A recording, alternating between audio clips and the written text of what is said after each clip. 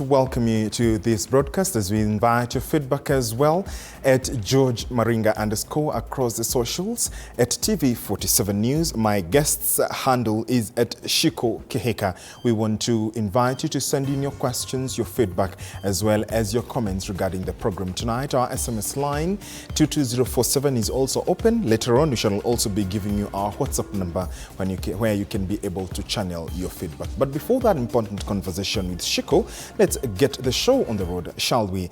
And following the rejection of the controversial Finance Bill 2024 that would have increased tax revenues in the country, President William Ruto now says the nation would need to borrow more money in order to fund government operations. This revelation, however, has triggered icy jitters amongst Kenyans who think this move will come back to bite them in the future hard.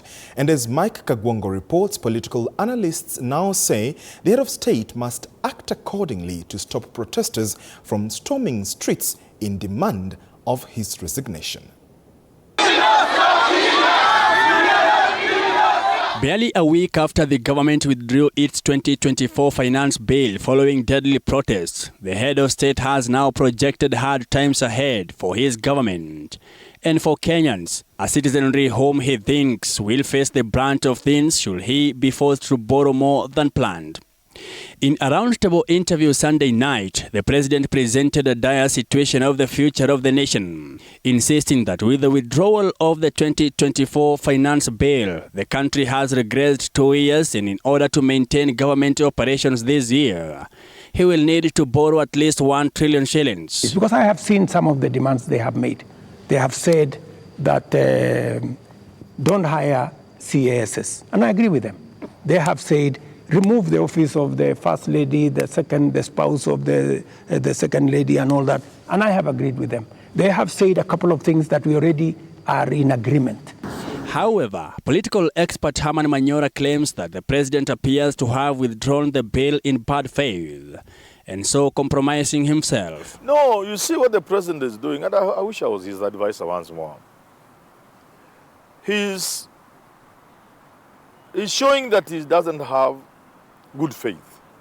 He's not doing anything in good faith. If you repeal the finance, if you abandon the finance bill in good faith, because you've seen what is going on, you've heard and listened to Kenyans, then don't betray yourself. Now he's betraying himself. He doesn't believe in it. So he's telling you, now you have forced me to do this. You know, okay, I'm not going to sign this into law, but you'll see. Mutaona. Again, that's wrong. The head of state said the government will be unable to support dairy, sugarcane and coffee farmers, including by paying off debts owed by their factories and cooperative societies as had been planned. Following the president's decision to withdraw the controversial finance bill of 2024, Manyora said there was a need to find ways of managing the affairs by reducing expenditure. But once you say you are going to tax certain things like coffee, tea, county government money, and what so and so, in short, you are telling Kenyans, Mutawana, you think you are clever, which I think in my view is wrong. It's only 300 billion shillings on a 4 trillion budget. What you do, if you ask me, is you go for those things that are not necessary. For example, CDF. This is the time to remove CDF, because MPs know they cannot fault the president. More protests against the government have, however, been scheduled for this week, despite the finance bill's withdrawal. A few of them are asking for the president to step down in addition to increased government accountability. You know, Ruto must go, Moi must go. Those things are always there. Uhuru must go. They are always there. I think it's only Kibaki who didn't receive, Kibaki must go. But those things are always there. It is how you then handle as the president. You see, Ruto must go. It's almost as powerful as Moi must go.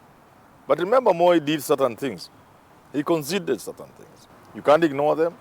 It doesn't mean Ruto must go will make Ruto go, no. But he should not ignore that, because it's possible to go, technically, yes, and the Constitution provides for it. The government has invited umbrella bodies representing youth, civil society, religious groups, professional bodies, among others, to nominate representatives to the National Steering Committee by July 7, 2024. Mike Kagwango, TV 47, Nairobi.